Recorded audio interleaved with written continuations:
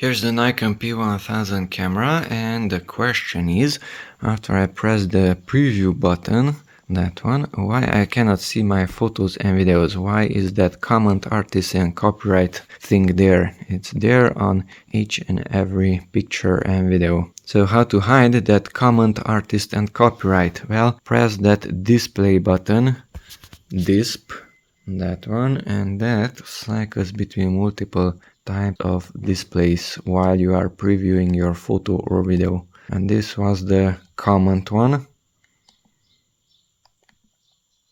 and now it's not showing anything. So by pressing display you can hide and show this comment, artist and copyright thing. On this one you have a few infos in the corner.